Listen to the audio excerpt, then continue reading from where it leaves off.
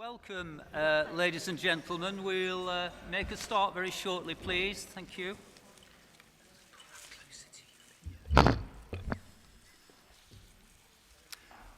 Welcome, everybody. Just a few logistical points here. Toilets at the back of the room, just through the doors.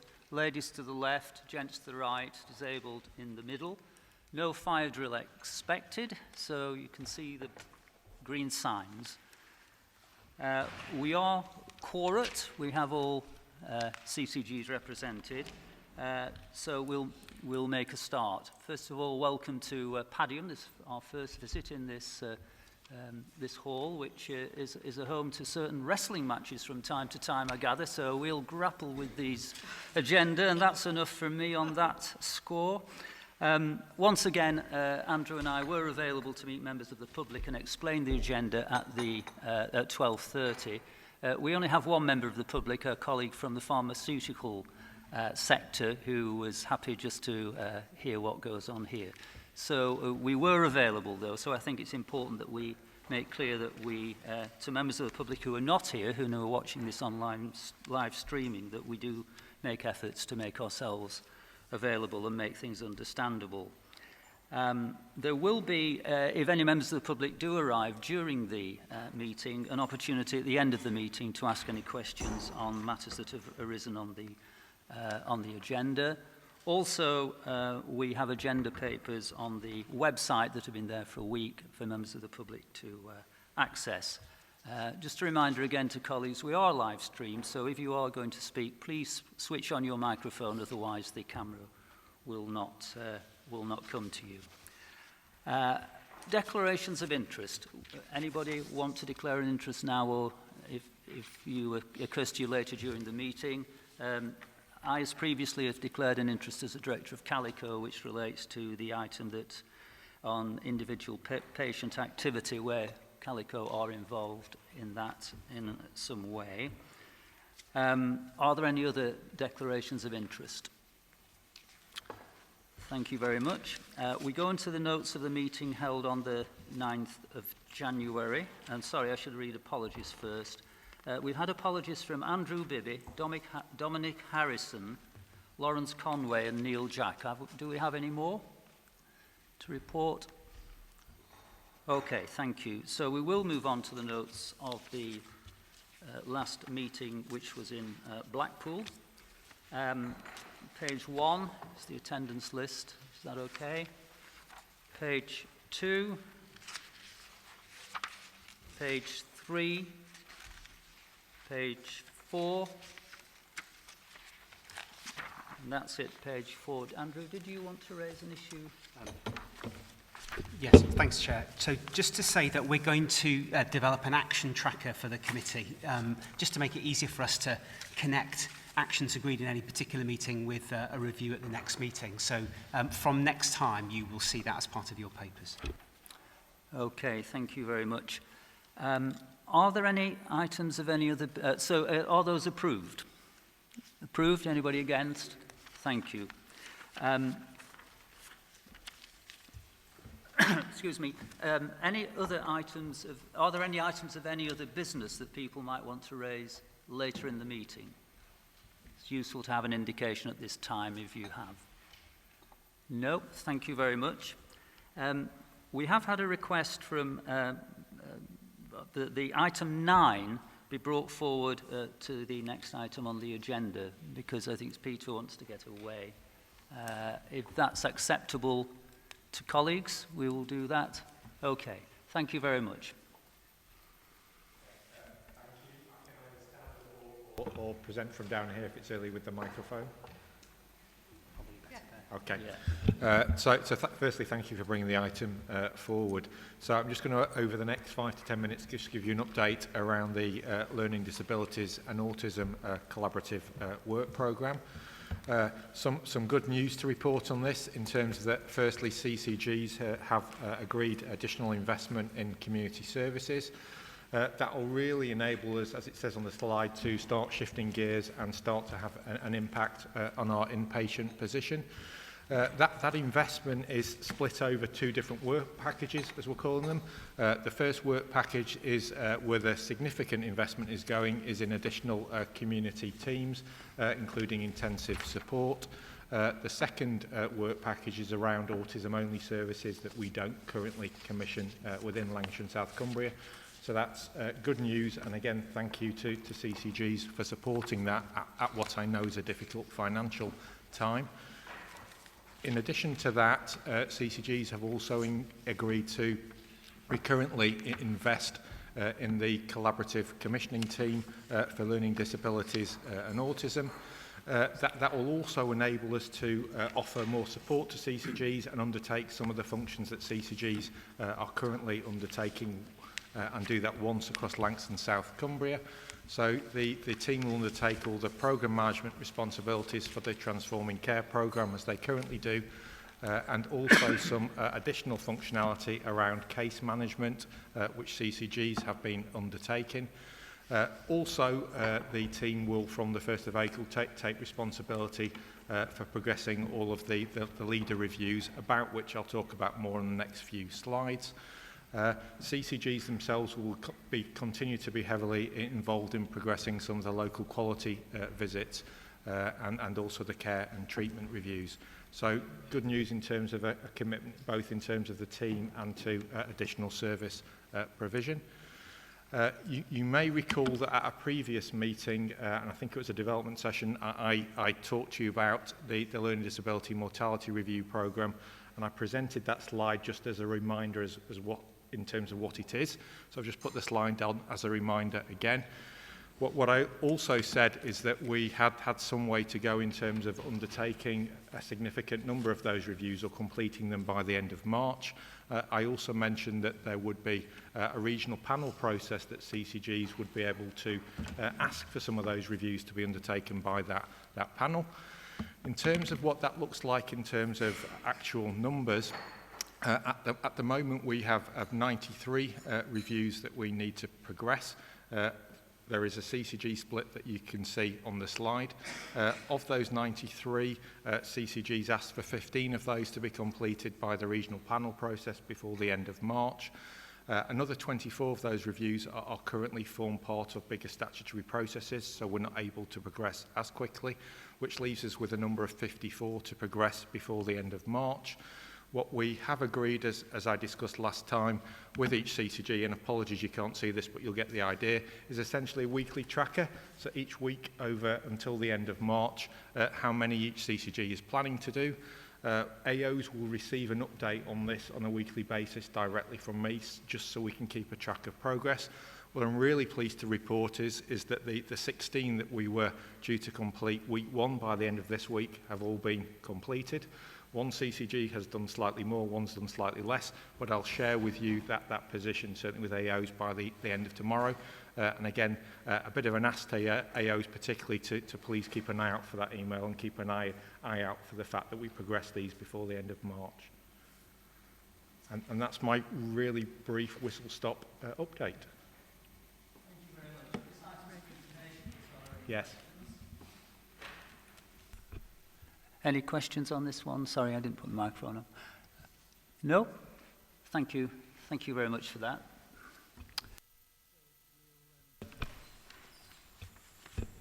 We'll now move to item 5 on the agenda, which Jerry will take us through. Jerry, thank you.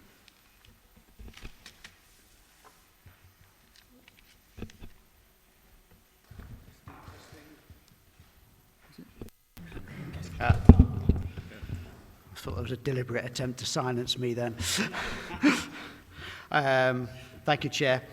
As colleagues will be aware, this is the third time in the last 6 months that IPA has been brought to the Joint Committee as a phased programme to bring to you the case for change, the business model, the clinical model, and now the full business case for the transformation of independent patient activity. I will from now on use the term IPA because it's simpler, so just please bear in mind that.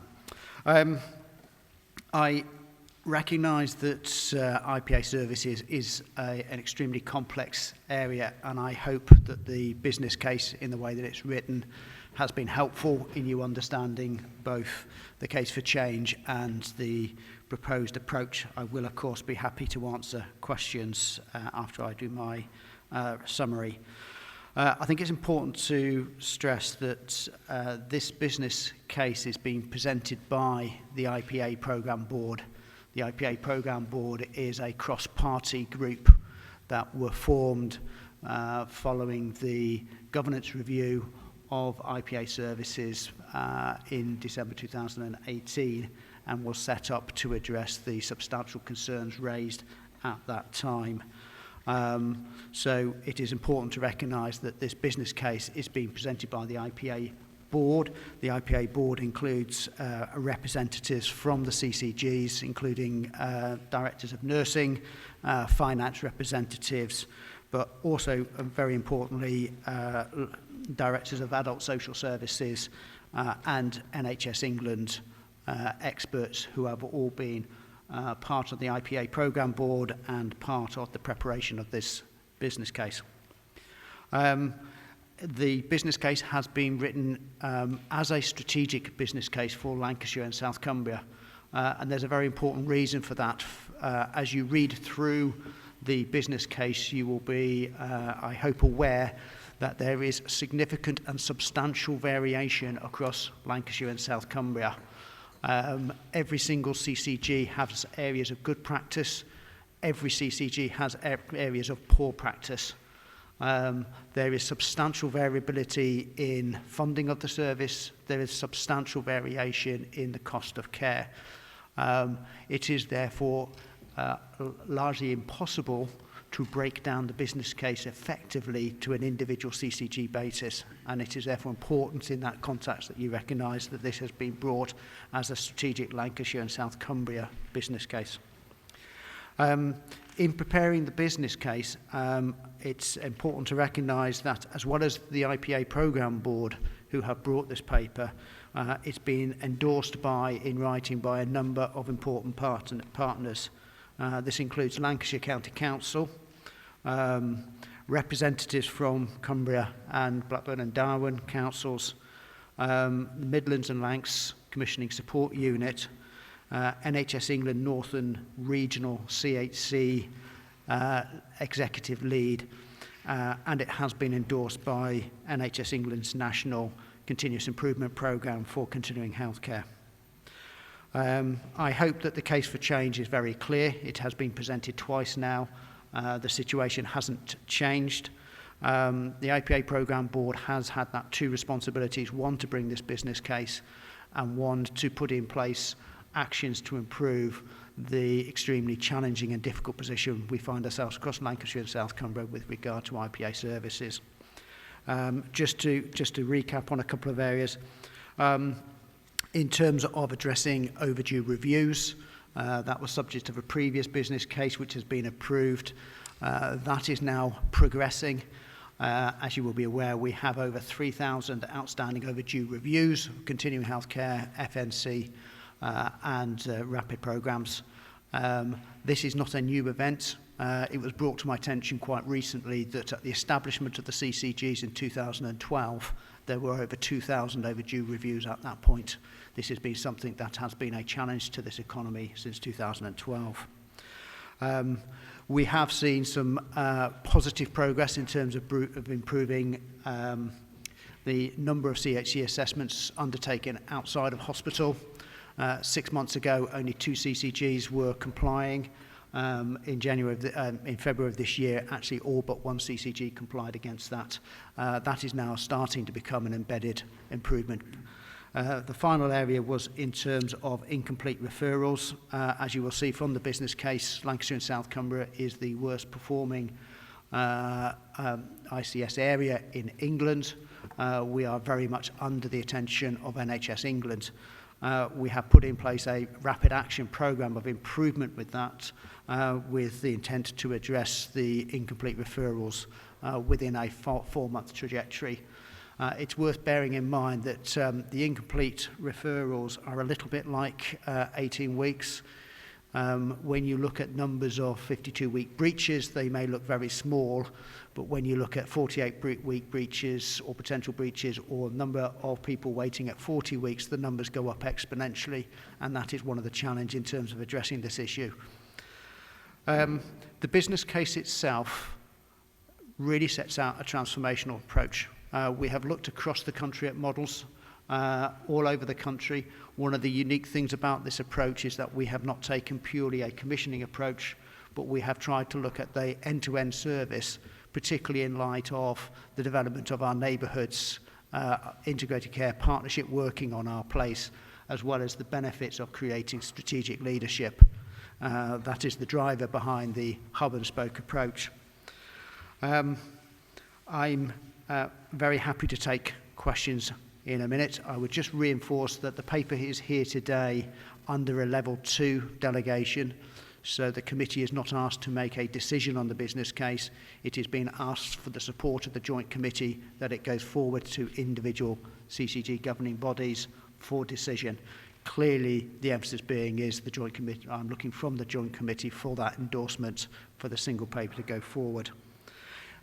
If the individual governing bodies approve the business case, it is worth stressing that the business case calls for the delegation of the IPA budget, the operational management and the commissioning to be delegated to the business unit, which will be accountable to the joint committee of CCGs or any successor organisations. I'm happy to take questions from there. Thank you, Joe. Just one minor point of detail. On the report itself, it does say it's across by for information. As Jerry's explained, it is actually for decision as a level 2 decision. So just so there's no confusion about that. So, anybody wish to ask a question? Paul? Jerry, I think it's a really, really good, thorough paper. Lots of work gone into it, so we would support it. But just in terms of the economic case, obviously there's lots of benefits with this, but in terms of the cost avoidance assumptions around this, do you have any more information? Because it says on page 13 around any new arrangements would rely on efficiency, working better together to offset future cost. And I wonder whether you've had a stab at estimating what that could be.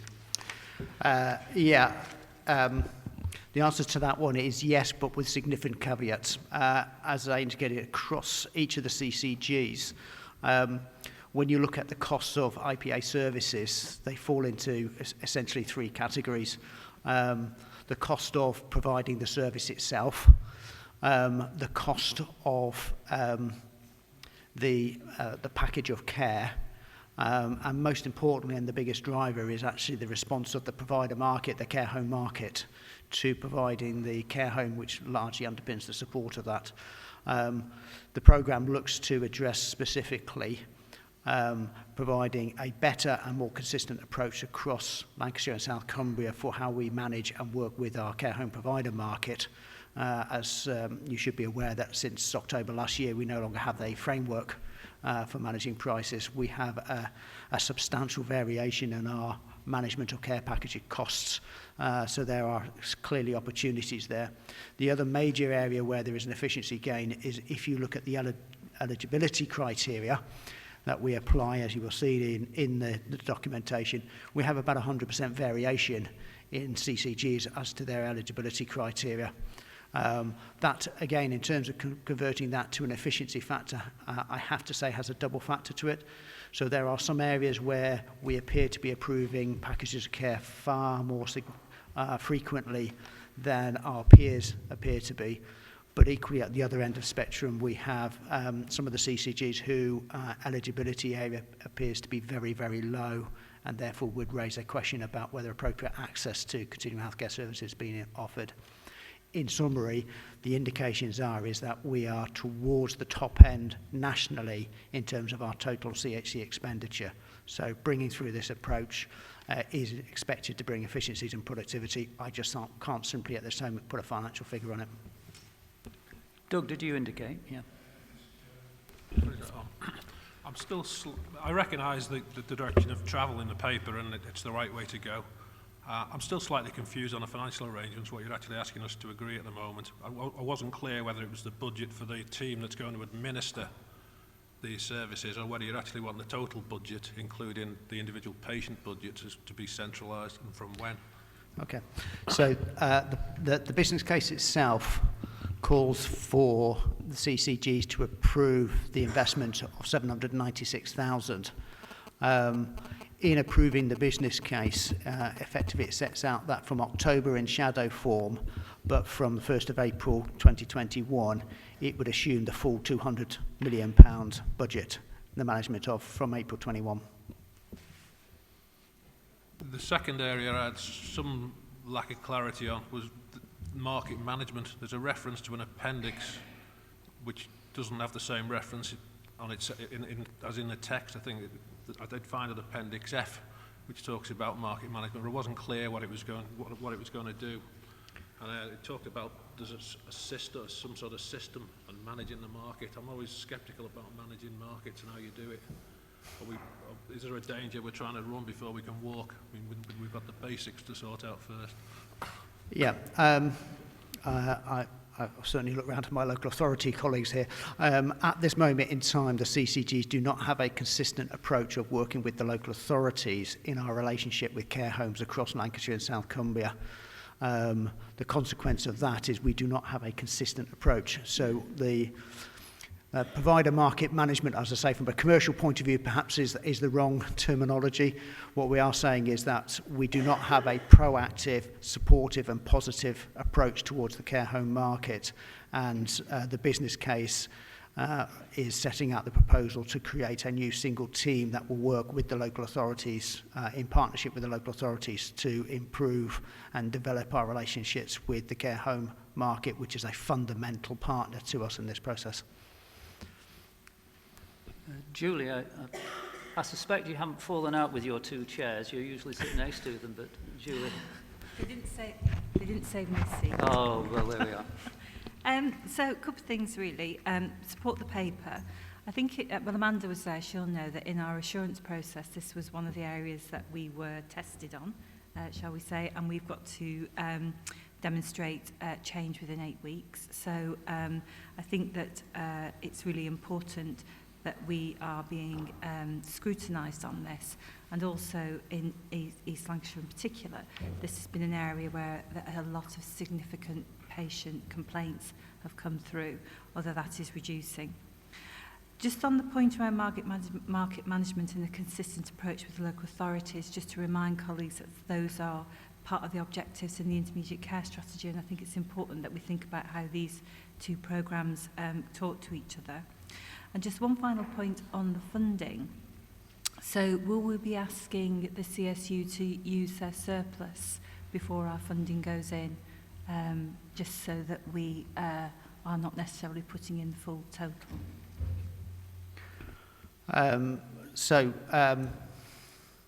First of all, I'd just stress that this programme can't be seen in isolation, which is why it's partly a Lancashire South Cumbria approach. It has a lot of interdependency with the Advancing Integration Programme.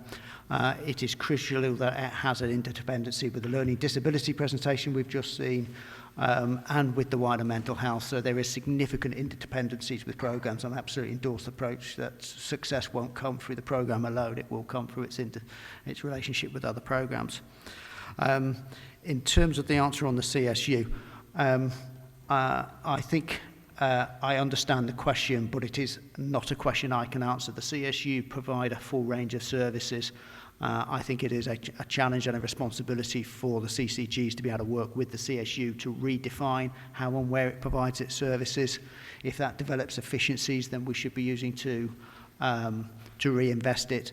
But all the investigative work in this programme and the national evidence reinforces that we are significantly underinvesting in this service, and that includes underinvesting in the CSU element of this service. I really want to emphasise there is absolutely no question that we are substantially underinvesting in this service at the moment.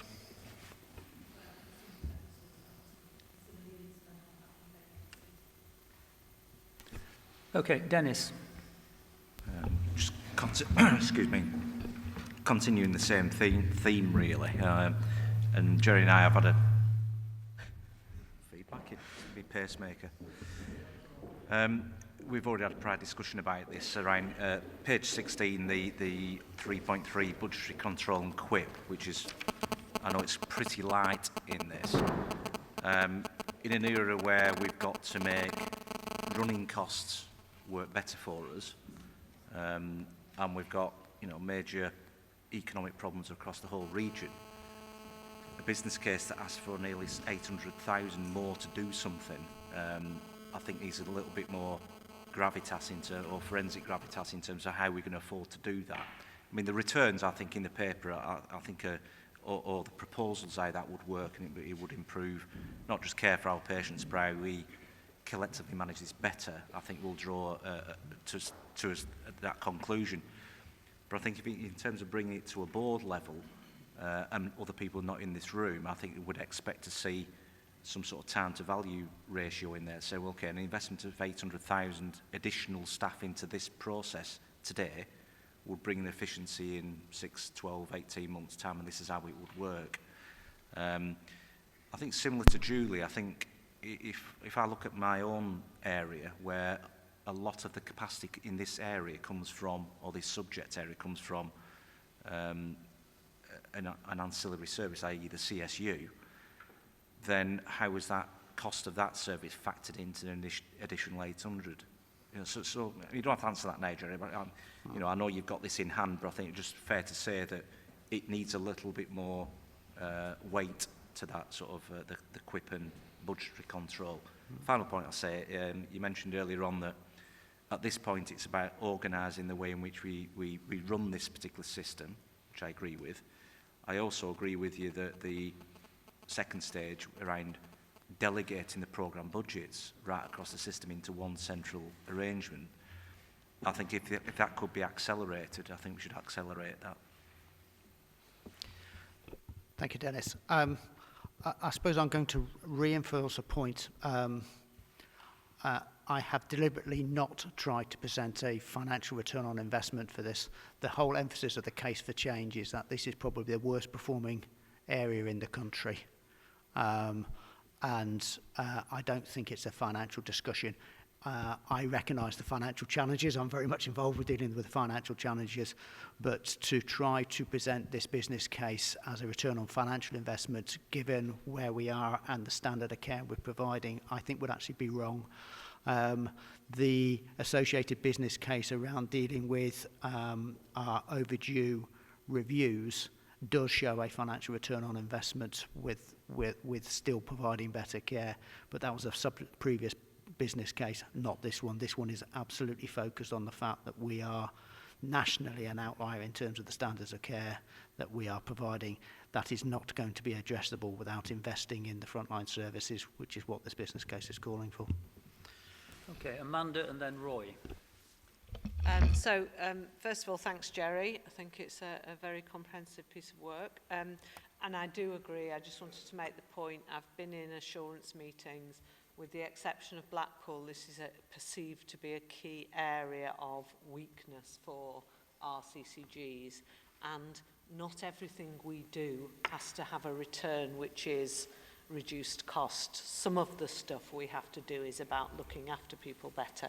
And these are a very, very vulnerable group of patients who are, again, probably with the exception of the people in Blackpool, are being served really, really poorly, waiting huge amounts of time to get decisions. So we've got to do something about that, and undoubtedly the process will cost us more. But what I wanted to ask about was, I recognise the reference to personal health budgets, but it seems to be a relatively small part of this, but there actually is increasing evidence that personal health budgets as a default produces cost effectiveness gains as well as patient experience gains around this area. And I really think we should not have a personal health budget approach as a hub service for a few people, but as a locality team default approach for most people, unless there's a reason why not.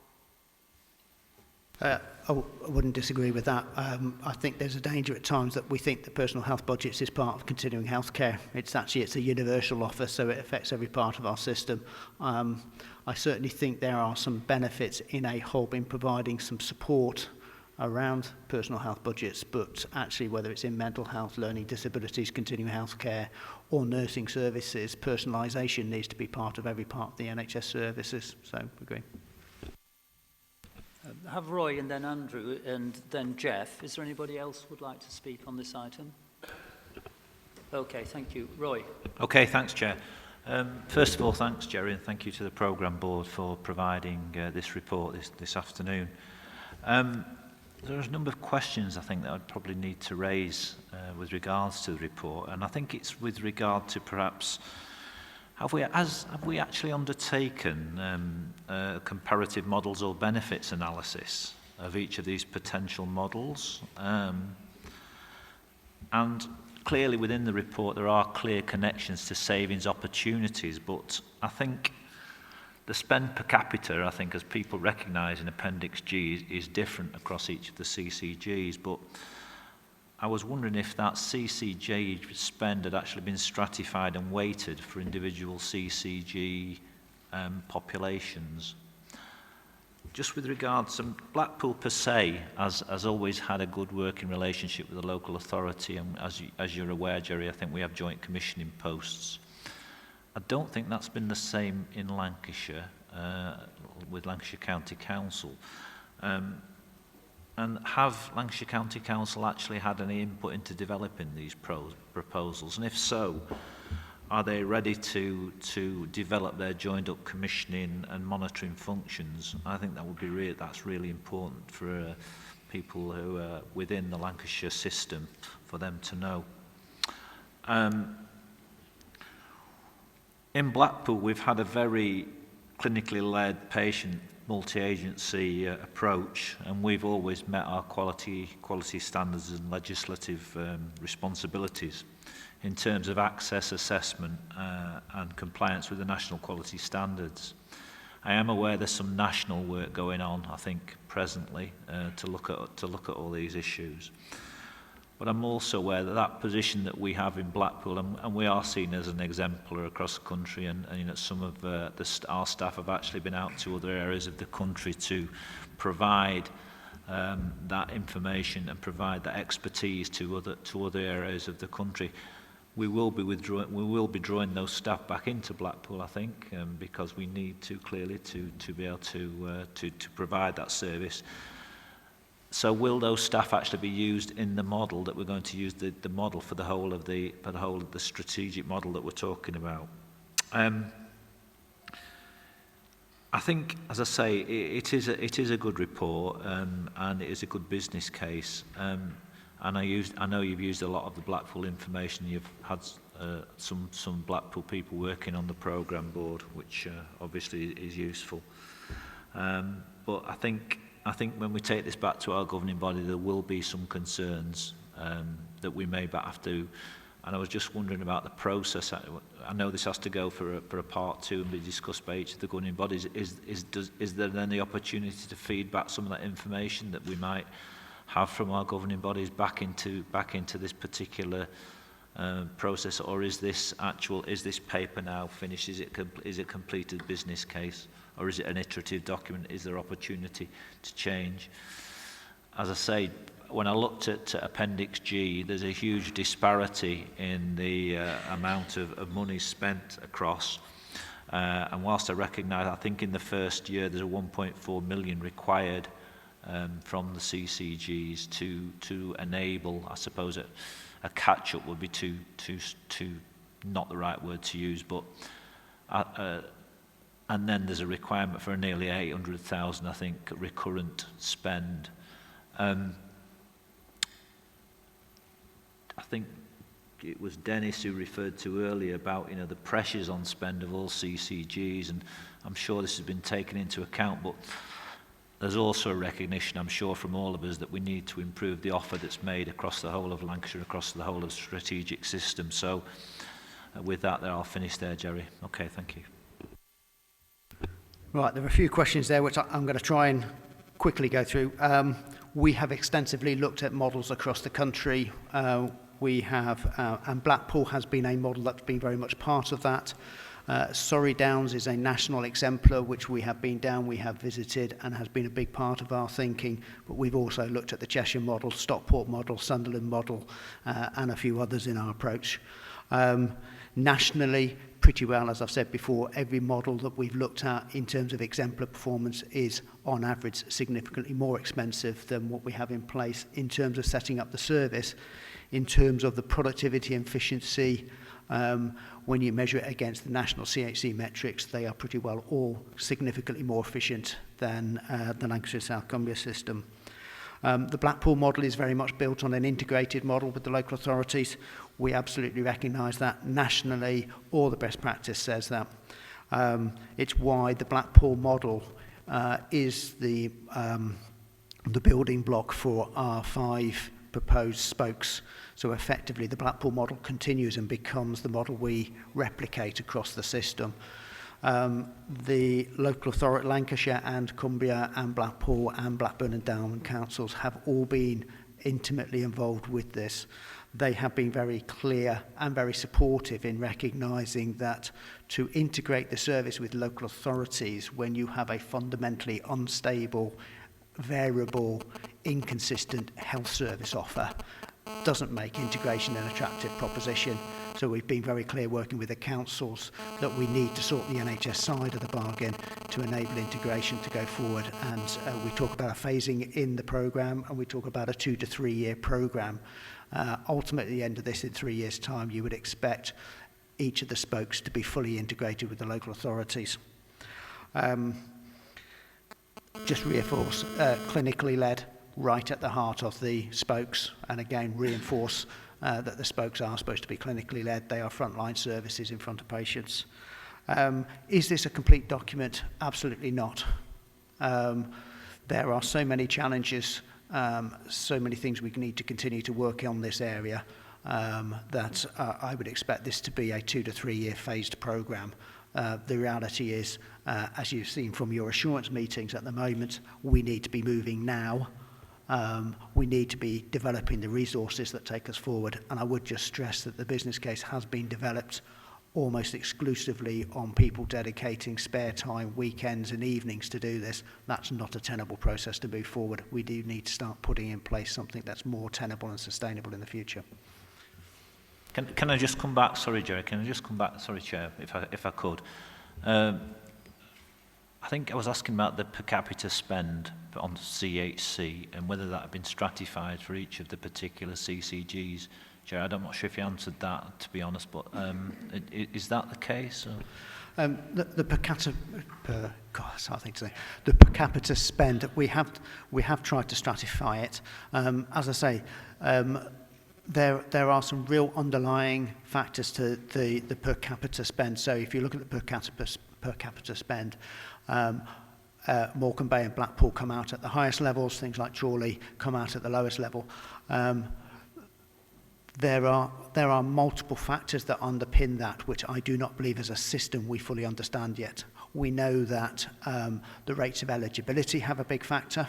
We know that demographics have a big factor in that. Most importantly, though, we know that the relationship and the level of the care home market itself is by far and away the most significant factor, which is why the link to the provider market management, and I'm cautious about that term, is such an important part of this programme. Okay, I have Andrew and then Geoffrey, and so you're finished, right? So after Andrew, then we will go to the vote. Thank you. Again, just perhaps to echo other colleagues, I think it's really valuable that this piece of work has come back to the Joint Committee, because it was the Joint Committee that received the first indications of how challenging, how serious the position is in Lancashire and South Cumbria. And I think Jerry has undertaken this work very much on the basis of that honesty about where the starting point is and the fact it's a 2 to 3 year improvement journey, not a quick fix. It does feel to me as if in taking an endorsement from here and back into governing bodies, the members of the IPA board that come from your organisations might well be useful to have in the room to remind governing bodies of the context and the work that's been done. So that some of Jerry's assurance today about the ongoing work and the monitoring of this can be communicated directly to your governing body. But because you're members of Joint Committee, I think it would be really helpful for you to remind your governing bodies of the starting point from last December, January time, because it was a really serious point and it's clearly still in the assurance frame.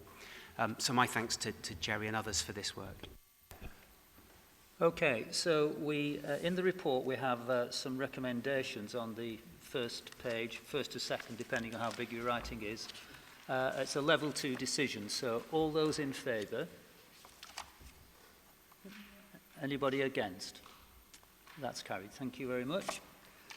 We move on to the next item, which is item 6, planned care, where we have Beth Goodman, who is here on behalf of Andrew Harrison, whose name was on the agenda. So, okay. Beth, over to you. Thank you very much, Chair. So, I'll just walk you through the paper. The purpose of the paper is to provide you with an update on the work that we've been doing as part of the ICS planned care work stream, which it's been ongoing now for about 12 to 18 months, but we've made considerable progress.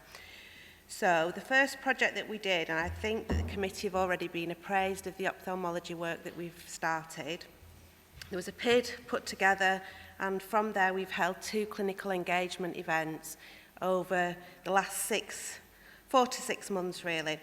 It focused on 3 pathways: cataracts, glaucoma and age-related macular degeneration. The idea was that we were trying to get to some kind of standard of outcomes and measures so that we could develop really a commissioning framework that would allow our sort of patients to benefit in the longer term. What we've got to now is we've actually got to the clinical engagement event. So we've done most of the work, but what we're trying to do now is the patient reviews. That will take place over the next 3 months, and what we'll be doing is going into our acute providers and making sure that with support from a wide range of people that we'll be able to kind of get some feedback from the patients and feed that into the framework. The final stage of that then will be to make sure that if we have any contractual changes, that we can make those contractual changes at that point. The next piece of work we're doing is on MSK. MSK, we've identified through Right Care and GIRF that we've got a considerable amount of opportunity in that area. The problem we have with MSK is obviously there's the variation across the various CCGs. What we're trying to do now is bring that to a point of conclusion where we can bring together, again, some standards and outcomes that are across the board for each of the CCGs. The work on that really at the moment is limited, and that's largely due to capacity, but we are working on that. The final stage of the work that we're doing is around dermatology. What we've decided with dermatology is, again, that we need to develop a PID, but as part of that PID, we recognise that we will need to align some of the contracts that we already have in place. What we've found is that most of the CCGs operate through different procurement frameworks, and that what we have is that we're all at kind of different stages of where contracts will start and end. What we've agreed to do is we've agreed to align those contracts so that all CCGs are actually going to end a contract at the same point, and then, from there, we will then go out to a procurement exercise. Again, we're developing a PID to do that. So, in terms of where we're at and next steps, the ophthalmology PID will be concluded. We'll end with the engagement phase, which, as I say, we're working with our acute providers. We're then going to develop the MSK PID, and then alongside that, we'll look at dermatology and a procurement, again, for Tier 2 for dermatology. So what we're asking for today is to note the contents of the report. We're asking you to support the ongoing work of the planned care work stream and acknowledge that this will need to continue and expand during 2021, and obviously noting that there will be capacity required to do that.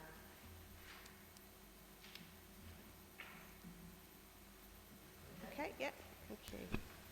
Thank you. Any questions or comments on that? It's a matter.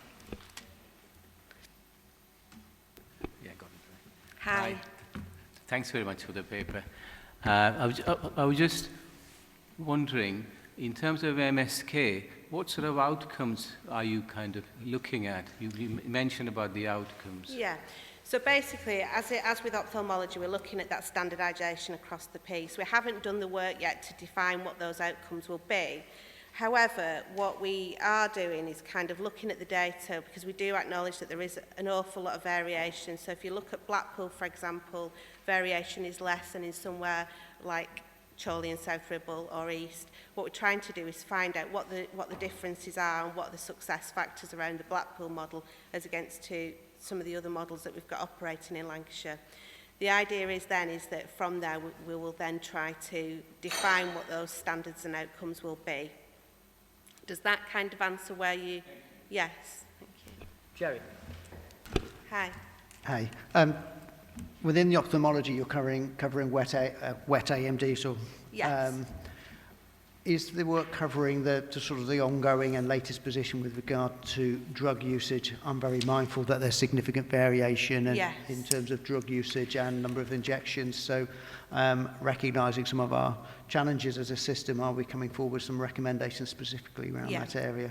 Absolutely. So one of the benefits of doing the 2 clinical engagements events, we obviously have providers in the room. So from both the acute trust and from the private sector, what was very clear that around AMD is obviously we've got the issue around medications and the variation.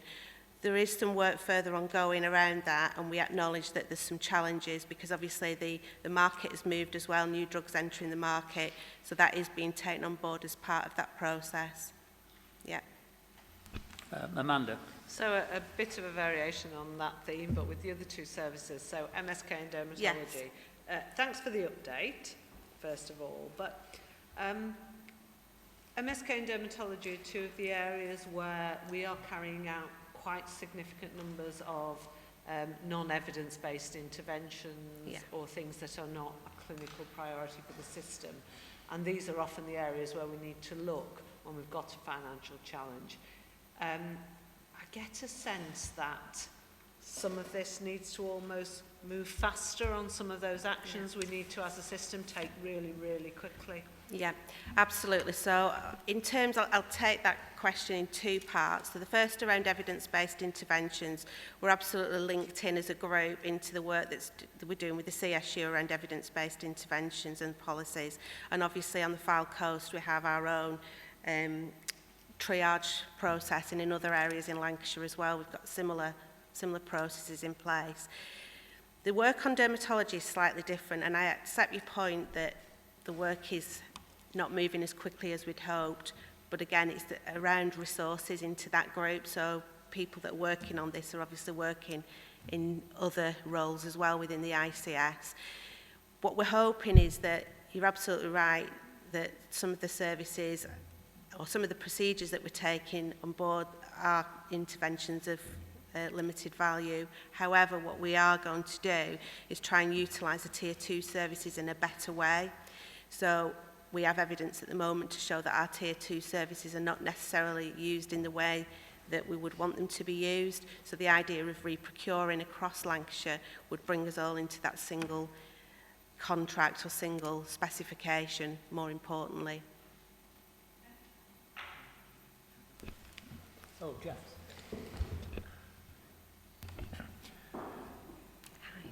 The reviews, are they just about secondary care, or do they go across primary care and community services and into the third sector? Because some of these services, go right across all of that. So can I take that, obviously, for ophthalmology first of all? Yes. So what we've done is we've engaged across all of the sort of providers, voluntary sector and community services. So the engagement that has taken place and the reviews that have taken place in terms of that clinical review, we've tried to engage with as many different people as we can. The other 2 PIDs are still under development, so obviously we'll be following a similar process, but yes, absolutely. It was ophthalmology I was interested in, because there is a variation, so we'll be aiming for a standard offer across. Yeah. So what we're trying to get to, sorry if I didn't articulate that in the paper very well, but it's around defining some the standards, outcomes and measures. It's a bit of a tongue tie across the whole of the ICS. So we're trying to get to a point where each of the CCGs and each of those groups are aligned for those 3 pathways.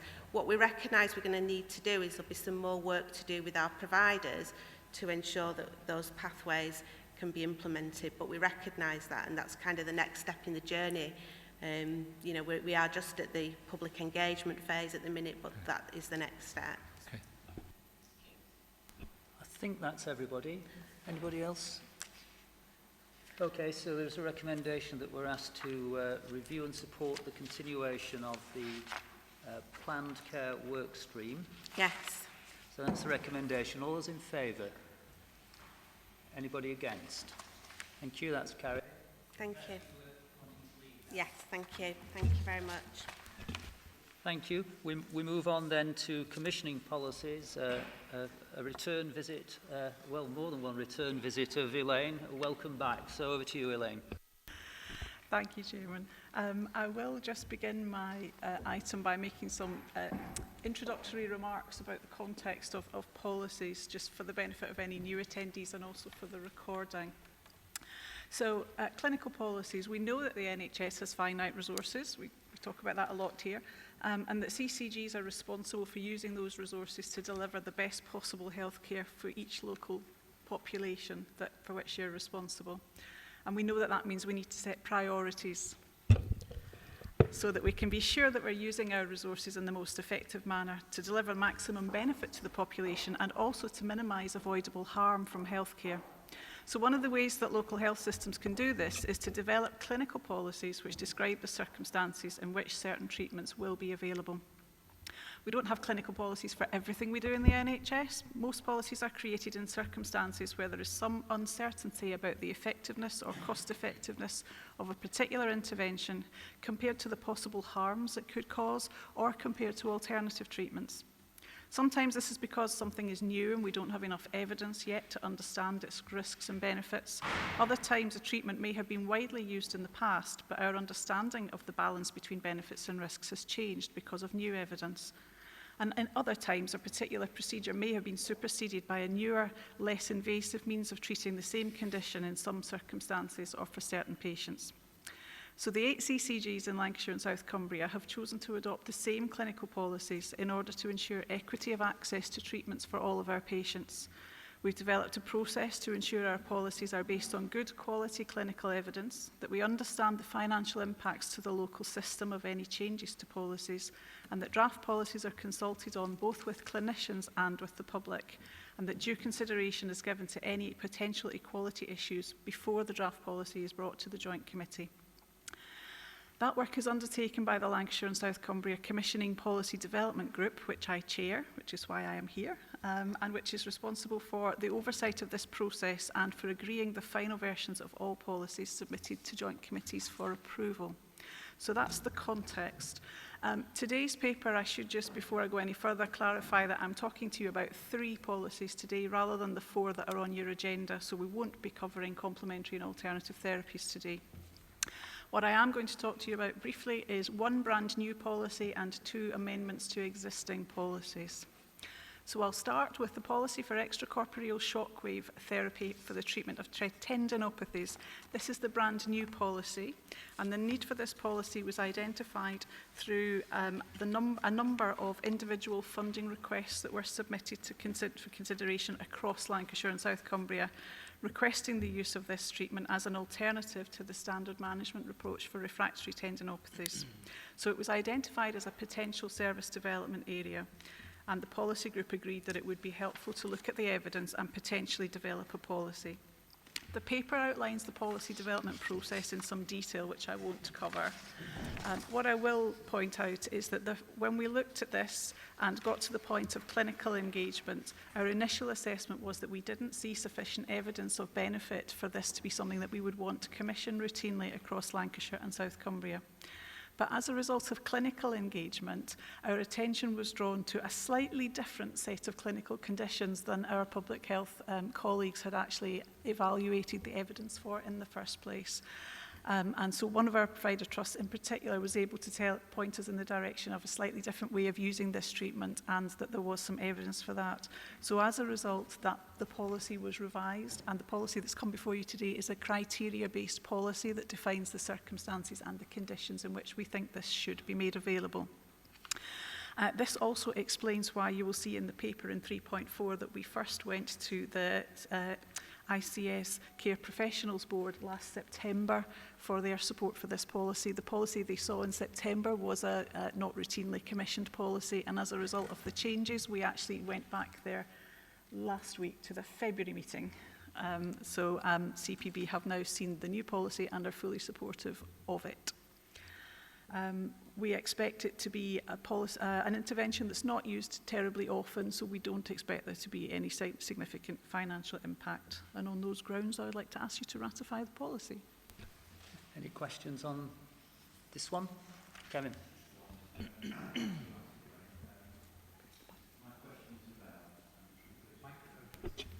Sorry, can you hear that? Okay. Can now. My question relates to a comment made in paragraph 3.3, where you say patient engagement was also undertaken, but you had a very low level of response. And I'm just wondering how you sort of address that for the future and get a better level of response. Thank you. So, it's a question that we wrestle with on a fairly regular basis. We take advice from comms and engagement colleagues on the route of public engagement. So in a circumstance like this, where we've got a policy that we're engaging on for the very first time, it's a new policy, it's not a review of something that exists, we do everything we can to engage the public. So we have engagement materials that we publicise through the ICS website and also through CCG websites. And there are other ways that people can respond to us.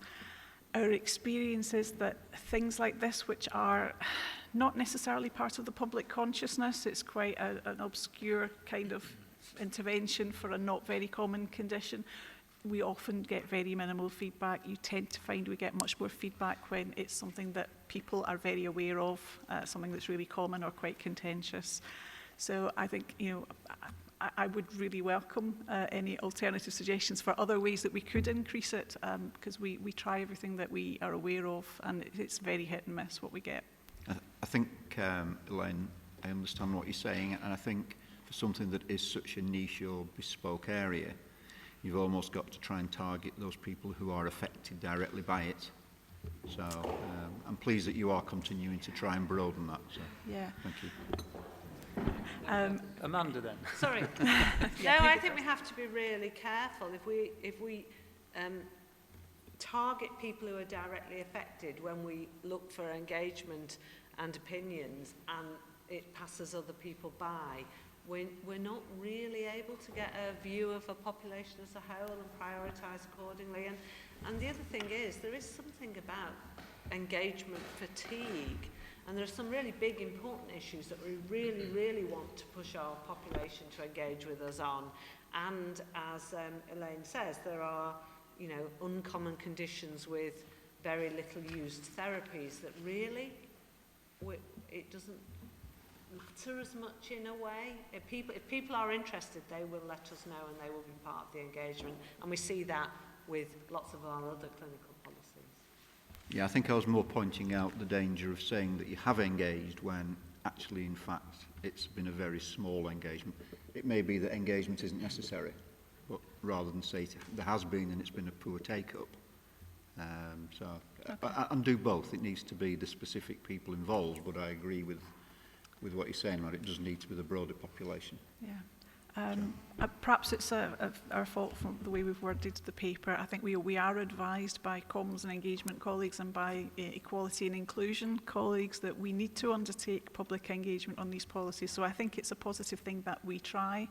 The other thing I would say is if we are ever aware that there's a potential patient group who might be more affected than others, our E&I colleagues do actually make a special effort to contact. So we have really good contacts with disability groups, for example, across the whole of Lancashire. So we do try and signpost people whenever we can identify a group that might have a particular interest. And that's where we're at. Does that help? Okay. Are we all in favour of that first item. Yes, nobody against? Thank you. Okay, thank you very much. I'll move you on to then the second policy that's discussed in the paper, which is the policy for assisted conception services. You will remember that this is a policy that was ratified here quite some time ago and has been implemented for more than 12 months. What we were made aware of at the end of 2019 was that a patient had made an inquiry regarding the interpretation of one of the criteria in that policy, specifically the criterion around childlessness. And while when we developed the policy, we felt we had made our intentions very clear, this person was able to read what was in the document and interpret it in a way that was different to what we had intended. So Policy Group in December and January took the time to look at this and to consider how we might best clarify the wording in the policy, and that's the wording that's before you today.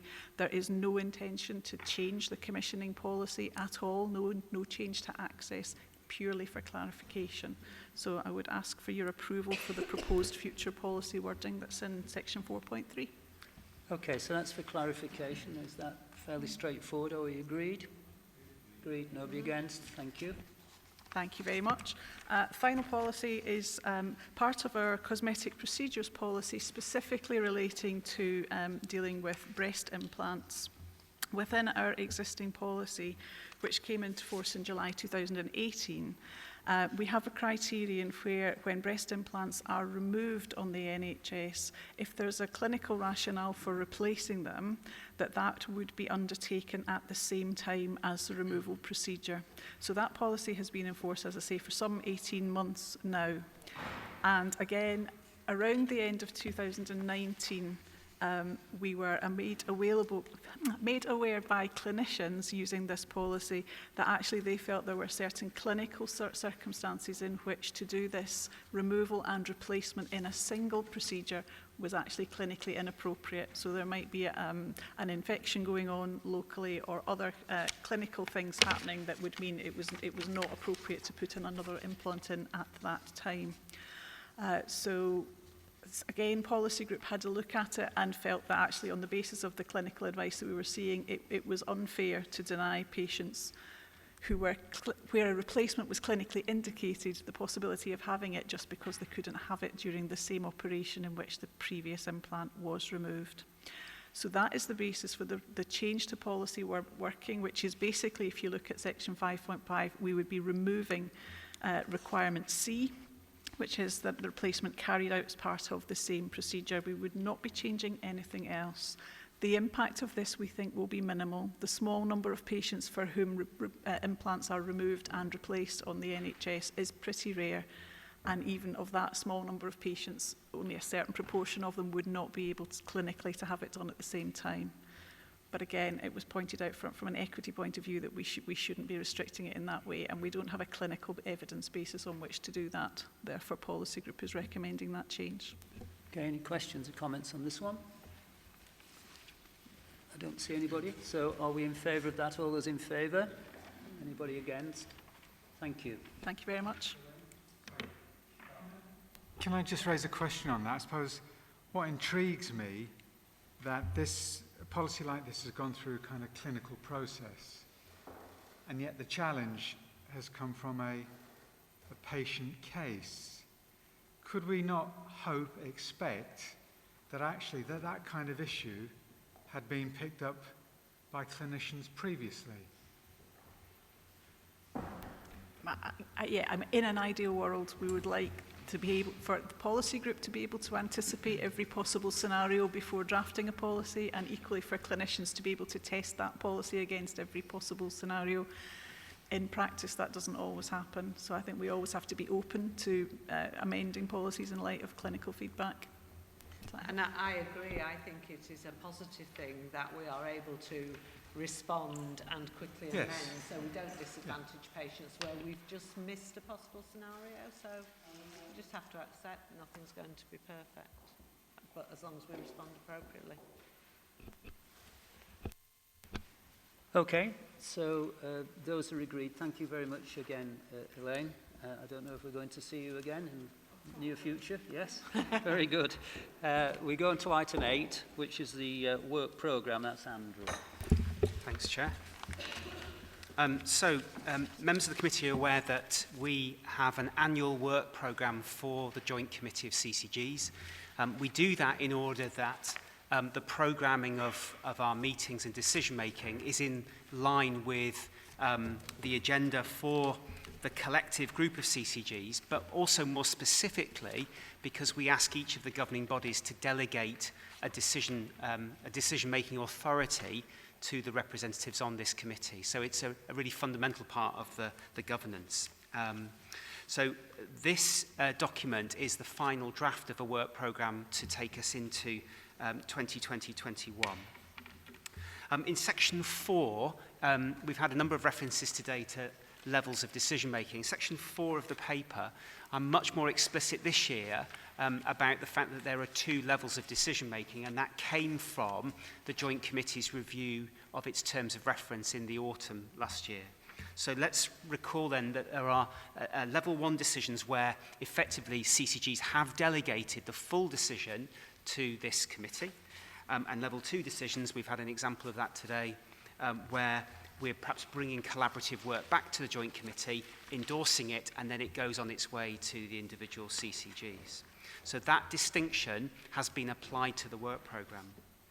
What we've done is ask accountable officers, lead directors, programme leads to be as precise as possible what they are asking of the Joint Committee.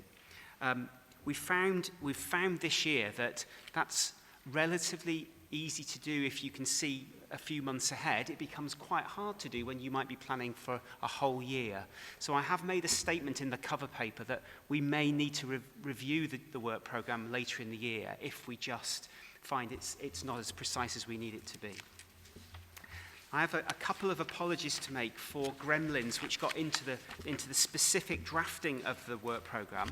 One of them's to Dennis, which I'll pick up in a second. The work programme this year we've split into 4 areas. Area 1 is around just the basic committee administration that you're familiar with. But the first gremlin appears on page 3 of the work programme, where one of the headers has disappeared. I don't know why, but the area that disappeared was relating to commissioning policies and standards across Lancashire, South Cumbria, Elaine and Brent's area. And that's what's on page 3, commissioning policies and standards. Whereas from the top of page 4, we are then talking about Lancashire and South Cumbria ICS priority programmes. So my apologies for that and any confusion caused. My specific apology to Dennis is that at the moment we've got him down for something called E. And that's all that appeared in the cancer section for which he's a sponsor. So, Dennis, I think our understanding is that we would agree recommendations for commissioners which arise from the Cancer Transformation Programme. We have a Cancer Alliance on which Dennis is the most senior commissioning representative, and it's possible some work will come across to the Joint Committee from that. So agreeing recommendations that flow out of that should have been there, not the letter E. There is a section 4 as well of the work programme which relates to the broader process of commissioning reform.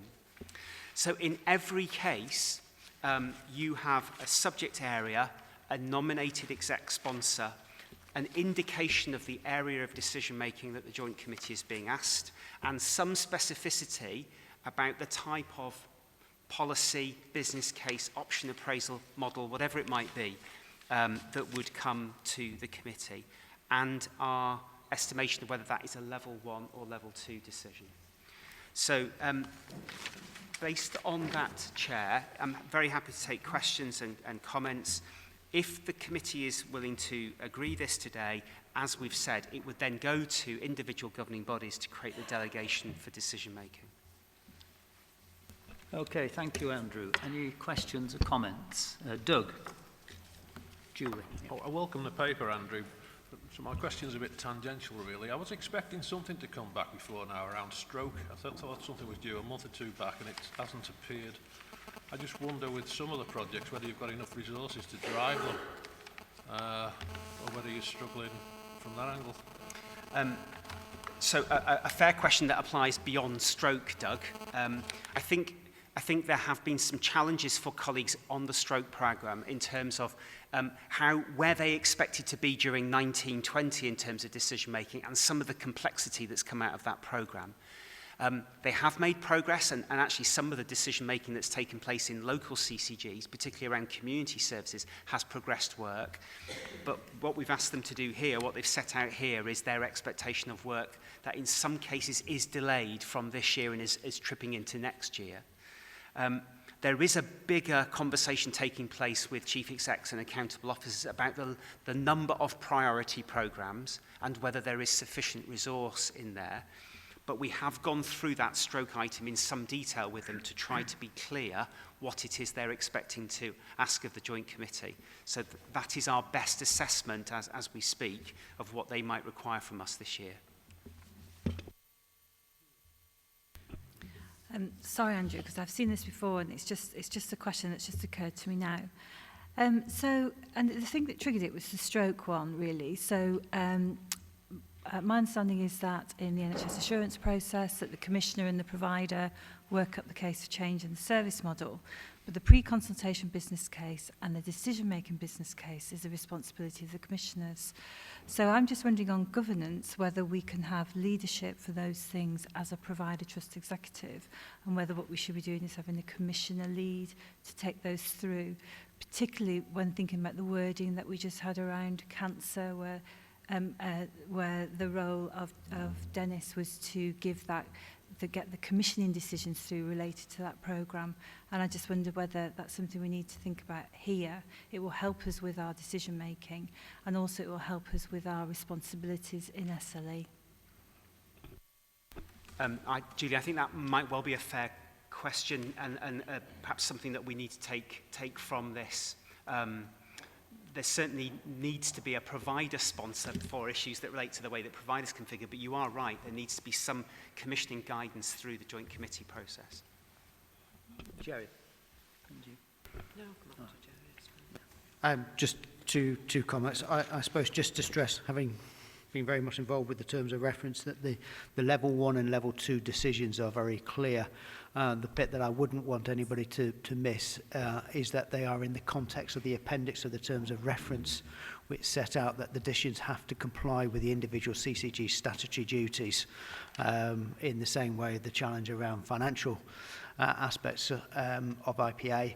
It will be a responsibility not just of the decision, but they are making a decision that underpins the statutory duties of the CCG. So I just want to reinforce that point. My other very quick point was the IPA programme has been removed from the work programme deliberately because I did not want to preempt the decisions taken by each of the individual governing bodies. Subsequent to the decision of the governing bodies around IPA and the decision making, it will come back to a subsequent version of the work programme.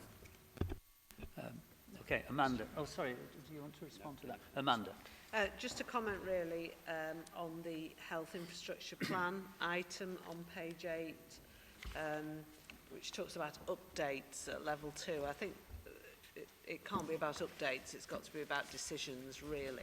But equally, we've got agreed governance that is ICS-wide around the HIP2 programme, and it needs to align with that, and I suspect if we align it properly, that will very much need to be level 1 decisions where commissioner decisions are needed. So, for example, consultation around the HIP plan has to be level 1. It involves too many different CCGs.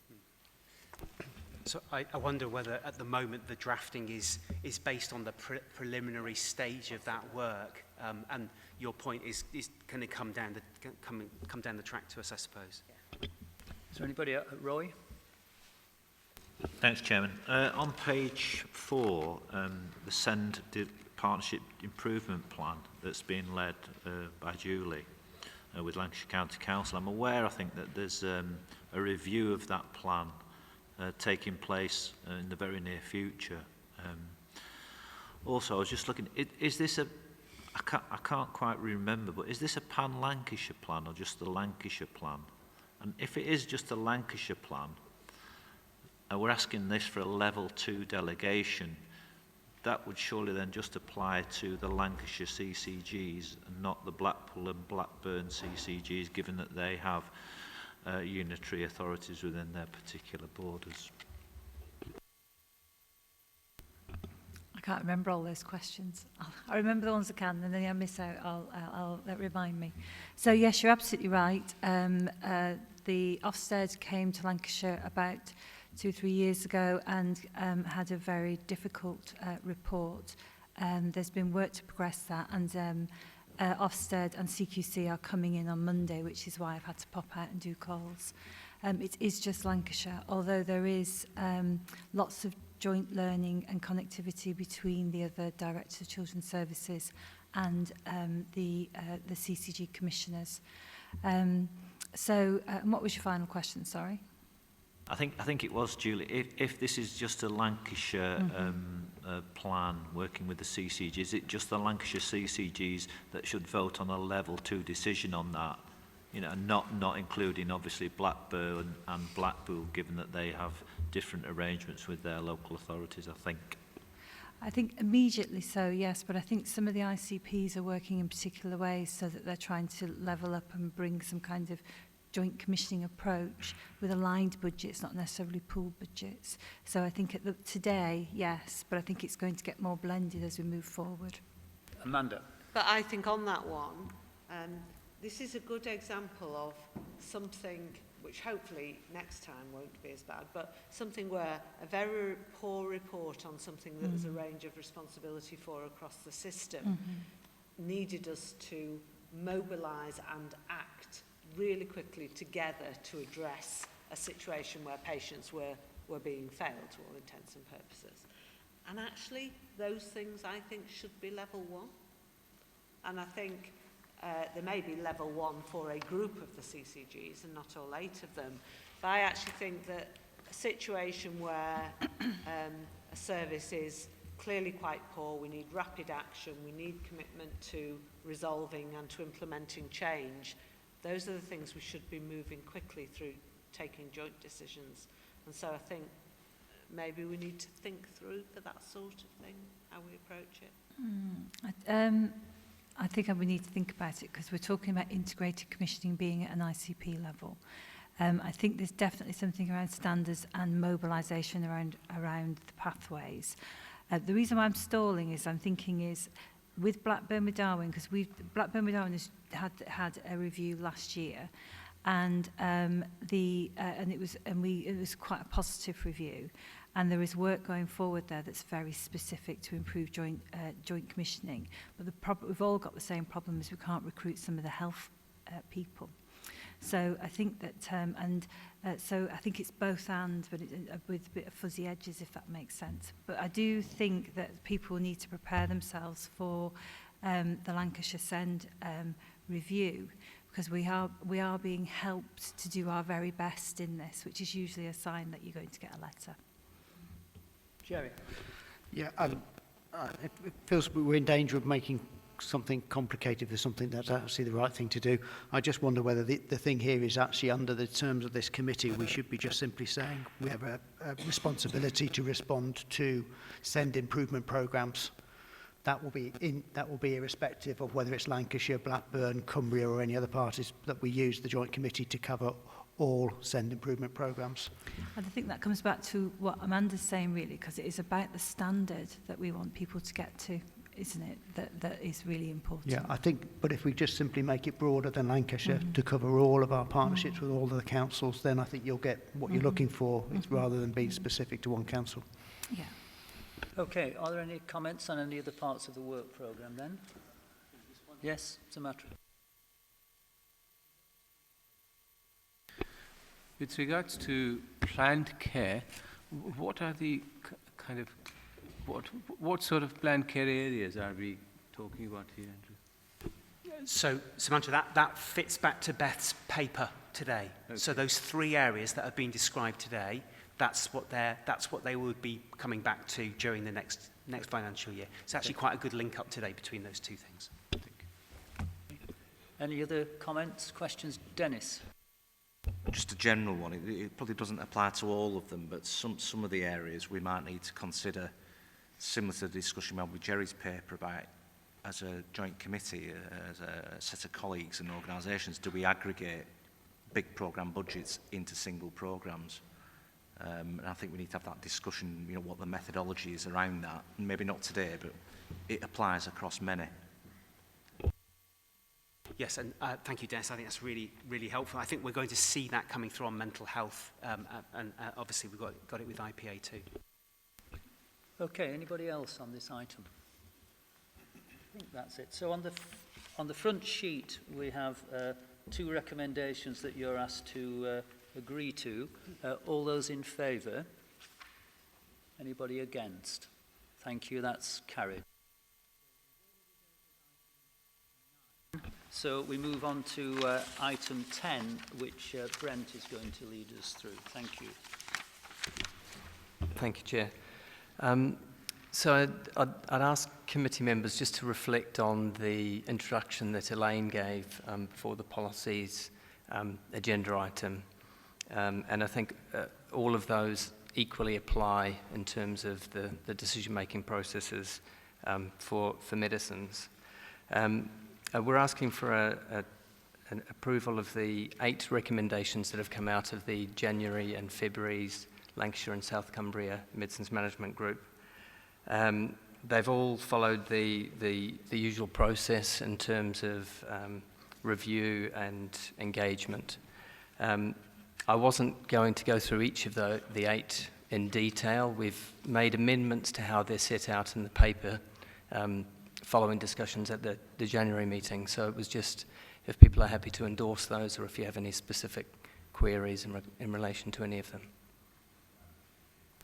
Okay, thank you very much. Any particular questions on any of the specifics? We had a discussion, as been indicated before, about our role being more to ensure that the proper processes have been adopted in order to come to this conclusion because of the very technical and detailed nature of them. I think that was the thrust of the discussion at our meeting in Blackpool.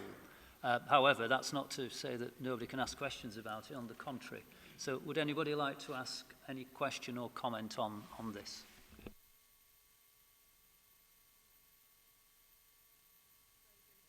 Yeah. I don't disagree with any of the recommendations from the panel.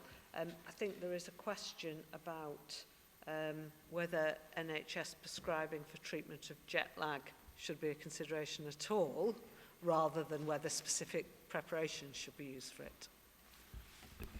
Yes, I think there wasn't a specific review of the jet lag indication per se. The reason that we have a policy position is that a new product became licensed for jet lag and then used the fact that it was now a licensed preparation to say that it should be available for other conditions.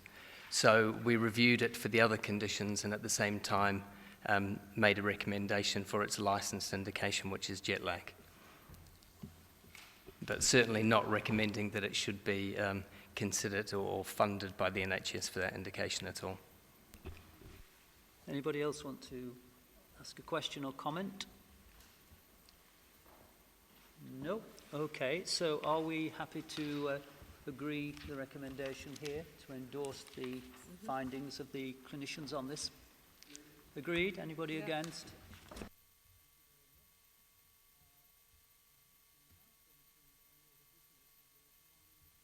At the beginning of the meeting, unless anybody has anything that's occurred to them since.